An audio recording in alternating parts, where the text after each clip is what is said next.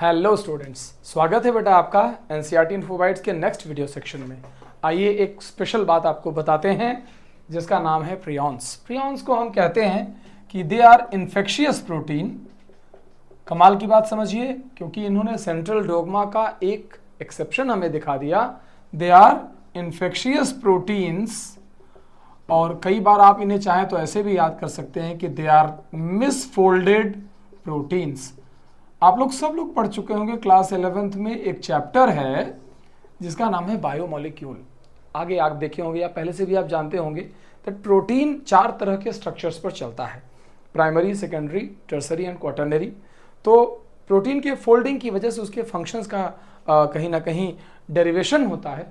यहाँ पर जब ऐसे प्रोटीन गलत तरीके से फोल्ड हो जाते हैं तब उन्हें प्रियॉन्स कहते हैं बेटा, और वहीं से ये कहानी नेक्स्ट आपके सामने लाई जा रही है। साइज की बात अगर हम करें प्रियॉन्स की, तो इनका साइज कहा जाता है कि सिमिलर टू वायरसेस है, यानी ये वायरसेस के जैसे ही होते हैं क्योंकि प्रोटीन कोड से डिराइव्ड है।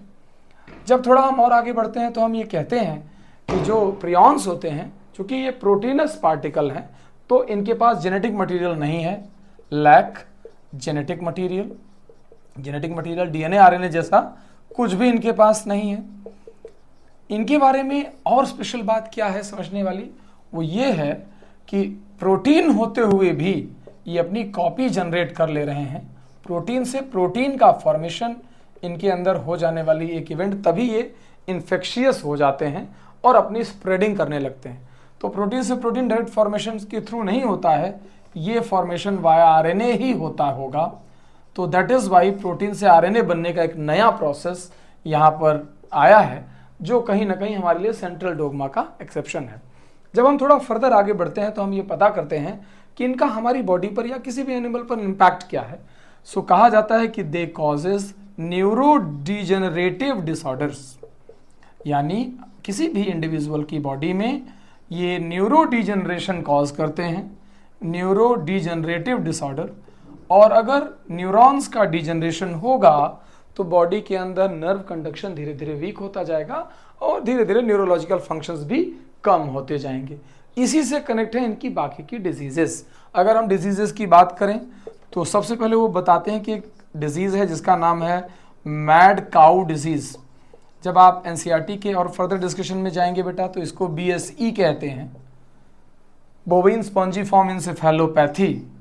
What we call it as bovine. Bovine stands for cow, spongiform मतलब स्वेलिंग, एनसेफेलोपैथी यानी मिड ब्रेन का कहीं ना कहीं स्वेल कर जाना हम इस डिजीज में देख पाते हैं। मैड काउ डिजीज कहते हैं, उसी का नाम बोविन स्पॉन्जिफॉर्म एन्सेफेलोपैथी। और इसके जैसी ही सेम एक डिजीज ह्यूमन में भी है जिसे क्रूज़फेल्ट जैकब डिजीज कहते हैं। ऐसा माना जाता है कि इस डिजीज को लेकर बड़ी पुरानी मान्यताएं भी हैं। बहुत सारे ट्राइब्स में जो इनके पहले वहाँ से स्प्रेडिंग शुरू हुई, अफ्रीकन ट्राइब्स की घटना है, जहाँ पर वो लोग अपने नियर एंड डियर वन को जब जलाने ले जाते हैं तो वहाँ पर उनका ब्रेन तोड़कर ले आते थे, और उस ब्रेन का पार्ट थोड़ा थोड़ा उनके जो सबसे चहेते लोग थे वो हल्का सा खाते थे। वहीं से इसका स्प्रेड शुरू हुआ।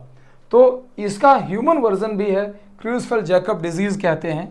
ये ह्यूमन के अंदर पाई जाने वाली डिजीज़ है, बिल्कुल उसी के जैसी कि ऊपर आपने मैड काउ डिजीज़ देखी। गोट्स और शीप में ये स्क्रैपी नाम से अवेलेबल है, scrapie disease in sheep and goat, यहाँ पर भी ये पाई जाती है। बहुत सारे छोटे एनिमल्स जैसे कि शीप, गोट और मारखोर में भी आपको ये डिजीज़ देखने को मिलेगी। तो ये तो कुछ डिजीज़ेज़ हैं, प्लस आपको ये पता होना चाहिए कि ये प्रोटीन है जो मिसफोल्डेड प्रोटीन कहा जाता है। इन्हें CR प्रोटीन्स कहते हैं। एक्चुअल में ऐसे मिसफोल्डेड प्रोटीन्स को कहा जाता है बेटा CR प्रोटीन्स, या कुछ जगहों पर आपको स्क्रैपी प्रोटीन्स इनका नाम मिलेगा। ये ऐसे प्रोटीन्स हैं जिनकी फोल्डिंग गलत हो गई है, अब ये डिग्रेड भी नहीं हो पा रहे हैं और हमारी बॉडी में अलग अलग जगहों पर इकट्ठा हो करके वहाँ पर प्लाक्स बनाते हैं, और प्लाक्स बनाने की वजह से वहाँ की नर्व्स को डिजेनरेट करते हैं, जिसकी वजह से फर्दर मेमोरी लॉस और बाकी के सारे इम्पैक्ट्स आपके सामने आते हैं। जेनेटिक मटेरियल नहीं है, केवल प्रोटीन कोट है। सो अगर हम इनके लिए सेंट्रल डोग्मा देखें तो बिल्कुल अलग है। सेंट्रल डोग्मा इनके लिए साइक्लिकल हो चुका है। अगर ये डीएनए है और डीएनए से आरएनए नॉर्मली बनता था, आरएनए से प्रोटीन बनता था, तो ये तो वो सेंट्रल डोग्मा है जो फ्रांसिस क्रिक हमें बता कर गए। लेकिन अगर हम इसी से आगे बढ़ें और प्रोटीन से एक आरएनए और आरएनए से एक डीएनए बताएं तो ये साइक्लिकल हो गया। और यहीं पर आरएनए से प्रोटीन बनने का भी प्रोसेस अब है, क्योंकि अब आरएनए से डीएनए बनने का प्रोसेस पहले ही डिस्कवर किया जा चुका है। सो इस फिगर का जो कैप्शन मैं आपको बताना चाहूंगा वो बताना चाहूंगा cyclic flow of genetic information. Cyclic flow of genetic information. चूंकि अब इस तरह से भी बातचीत आगे बढ़ जाएगी, तभी जाकर के हम एक्सप्लेन कर पाएंगे कि how it multiply itself. And कहीं ना कहीं हम जब प्रियॉन्स की बात करते हैं तो ये अपने तरीके की डेंजरस डिजीजेस कॉज करने वाले पैथोजेनिक सब्सटेंसेस हैं। ऑर्गेनिजम्स तो नहीं है, बट सब वायरल पार्टिकल की तरह हम इन्हें ट्रीट कर सकते हैं। ठीक है बेटा, प्लीज़ ये रिवाइज करें, ध्यान से समझें।